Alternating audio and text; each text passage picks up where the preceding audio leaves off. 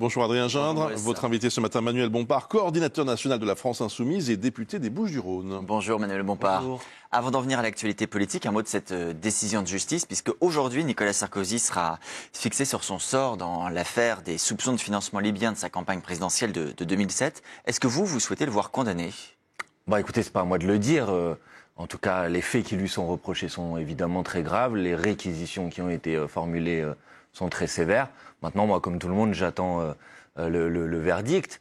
Et j'ose espérer que le ministre de la Justice, M. Retailleau, qui au moment des réquisitions ont eu des propos de défense de M. Sarkozy, respecteront la décision de justice. Vous savez, la France des honnêtes gens, comme dit M. Retailleau, c'est pas qu'un slogan, ça doit s'appliquer aussi aux membres de sa propre formation politique. Les réquisitions, c'est en effet jusqu'à 7 ans de prison, donc il risque la prison. Ce serait pas choquant pour vous, un chef de l'État, un ancien chef de l'État en prison ? Si les faits qui lui sont reprochés graves sont avérés, il n'y a pas de raison qu'il y ait des justiciables qui, eux, échappent à la prison, alors que d'autres personnes, parce qu'ils n'ont pas été anciens présidents de la République, pourraient y avoir le droit. Donc je pense que moi, je vais respecter évidemment la décision de justice et j'espère que tout le monde dans la classe politique en fera de même, en particulier le ministre de la Justice.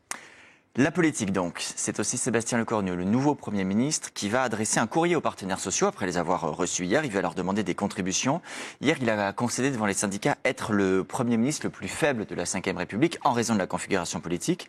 La journée de grève du 2 octobre, ça doit servir à le faire plier encore davantage ? Certainement. Je pense que peut-être que M. Lecornu a eu cette phrase, mais surtout, il n'a rien lâché par rapport aux revendications qui avaient été celles formulées par l'intersyndicale. Et ça nous permet aujourd'hui de confirmer qu'à part les 2 jours fériés que M. Bayrou avait mis là un peu comme un épouvantail, tout le reste du plan de M. Bayrou reste aujourd'hui sur la table. Rien n'est non plus acté. Le Premier ministre laisse tout ouvert, la discussion se poursuit. Certes, mais ça ne vous aura pas échappé que l'intersyndicale avait demandé par exemple un engagement à renoncer à l'année blanche, à renoncer au doublement des franchises médicales, et que l'intersyndicale est ressorti de cette discussion en disant manifestement on n'a pas été entendu sur nos revendications, sur l'abrogation de la réforme des retraites, et donc on appelle à se mobiliser le 2 octobre prochain. Et donc je pense que ça permet enfin, en quelque sorte, de mettre un terme à cette illusion que M. Lecornu, nommé par Emmanuel Macron pour continuer la même politique, voudrait en Vous ne croyez pas à la rupture avec la politique d'Emmanuel Macron. La rupture, à un moment, ce n'est pas des mots, c'est des faits, c'est des actes. Et là, je pense que les actes qui sont posés sont très clairs. Donc moi, de mon côté, non seulement j'appelle à manifester et à faire grève le 2 octobre prochain, mais vous le savez, avec les députés insoumis, nous déposerons une motion de censure pour faire tomber ce gouvernement. Mais c'est une bonne nouvelle qu'on ait le Premier ministre le plus faible de la Ve République ? La mauvaise nouvelle pour le pays, c'est surtout qu'il a l'intention de continuer à imposer une politique, et une politique rejetée par les Françaises et les Français, une politique qui a donné lieu au renversement de 2 gouvernements dans l'année qui vient de s'écouler. Donc si M. Lecornu, moi mon sujet c'est pas s'il est faible ou s'il est pas faible, mon sujet c'est qu'est-ce qu'il a l'intention d'imposer au pays comme plan budgétaire. Et je vois qu'il veut inscrire son plan budgétaire dans la continuité de celui de M. Bayrou, et ce plan il est largement rejeté. Donc c'est la raison pour laquelle je vous le dis, non seulement il faut manifester et faire grève, et je crois qu'il faut faire tomber immédiatement ce gouvernement. Mais vous avez noté également que les patrons se sont exprimés hier, ils ont aussi été reçus à Matignon. Patrick Martin a annoncé un meeting patronal le 13 octobre, c'est pas banal, pour rééquilibrer le débat, dit-il. Est-ce que, sincèrement, quand on entend par exemple votre ancien camarade de LFI, François Ruffin, proposer la privation des droits civiques, est-ce qu'on va pas un peu loin ? Attendez, d'abord, je veux vous dire que je suis quand même très surpris de cette initiative patronale. Bizarrement, le MEDEF n'a pas appelé à manifester quand les petites entreprises, les artisans souffraient de l'augmentation du prix de l'électricité. Bizarrement, il n'a pas appelé à manifester quand on a atteint un record historique de faillite des entreprises dans notre pays. Et donc là, il manifeste, mais pour représenter les intérêts d'un secteur très étroit du patronat.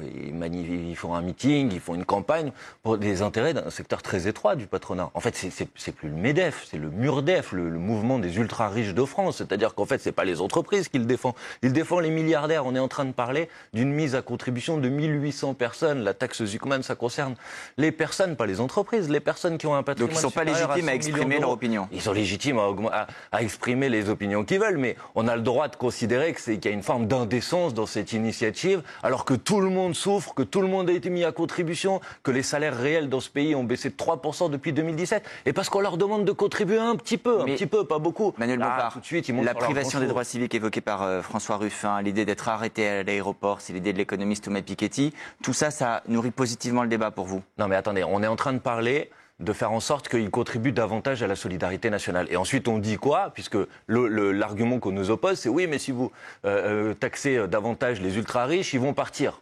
Argument qui a déjà été refuté, y compris par des études du Conseil d'analyse économique rattaché à Matignon. Et on dit quoi? On dit dans ce cas-là, il peut y avoir des dispositifs pour que même si les gens partent, ils contribuent à s'acquitter de l'impôt qu'ils doivent en France. Et ensuite, attendez, pardon, mais si une personne qui n'est pas ultra riche ne paye pas ses impôts en France, il y aura des mesures de coercition pour qu'il les paye. Donc pourquoi ces mesures de coercition, elles devraient être réservées à toute la population, sauf aux ultra riches et aux milliardaires? C'est tout simplement ce que dit, par exemple, si j'ai bien compris, Thomas Piketty. Donc évidemment que je suis d'accord avec lui sur le fait que les ultra-riches comme les autres, ils doivent payer leurs impôts. Vous disiez à l'instant censure, vous avez proposé dès hier aux autres partis de gauche, en l'occurrence, de vous suivre dans cette nouvelle mention contre le gouvernement. Est-ce qu'ils ont tous répondu, y compris le PS qui dit Non, pas encore. Pas encore. C'est une initiative que nous avons prise hier. Évidemment, nous proposons à tous ceux à gauche qui le souhaitent de co-signer cette motion de censure avec nous. Pour l'instant, je n'ai pas de réponse du Parti socialiste. Et je crois que le Parti socialiste doit arrêter d'être dans cette forme d'illusion que la discussion avec M. Lecornu va permettre d'obtenir un changement de politique. Et s'ils avaient encore cette illusion hier soir, peut-être que la fin de non-recevoir qui a été opposée à l'intersyndicale devrait les convaincre que maintenant ça suffit, cette plaisanterie, et qu'il faut censurer immédiatement ce gouvernement. Je voudrais également évoquer les propos du chef de l'État en début de semaine à nos confrères de BFM TV. Il évoquait un antisémitisme nourri par certaines forces à l'extrême. Il y a des discours à l'extrême gauche, dit-il, intolérables aujourd'hui. Bon, moi je me sens pas concerné, donc je sais pas de qui il parle. Il devrait faire attention parce que lui-même a été accusé d'antisémitisme par le Premier ministre israélien, M. Netanyahou, parce qu'il a dit que quand même ce qui se passait à Gaza était insupportable. Donc cette manière, si vous voulez, d'essayer de disqualifier toute parole critique, toute dénonciation du génocide en cours à Gaza aujourd'hui, en expliquant que c'est de l'antisémitisme, ça commence à bien faire. Donc la formation politique que je représente, la France Insoumise, elle combat toutes les formes de racisme, l'antisémitisme en particulier, mais par contre, oui, effectivement, elle dénonce de manière vigoureuse et de manière ferme, mais elle continuera à le faire, le génocide en cours à Gaza. Mais vous considérez toujours que l'antisémitisme est résiduel en France, comme l'avait dit Jean-Luc Mélenchon? Non, Jean-Luc Mélenchon n'a pas dit ça. Enfin, si vous voulez, on pourra Jean-Luc Mélenchon parler des manifestations de solidarité avec le peuple palestinien, dans lequel, évidemment, il n'y a pas d'antisémitisme. Mais évidemment qu'il y a de l'antisémitisme dans la société et qu'il faut le combattre. Et pour ma part, je le combats. Et toute personne en France qui sera attaquée en raison de sa confession religieuse, de son origine, sa couleur de peau, il me trouvera à ses côtés. Un dernier mot rapidement à propos de la flottille humanitaire qui est en route pour Gaza.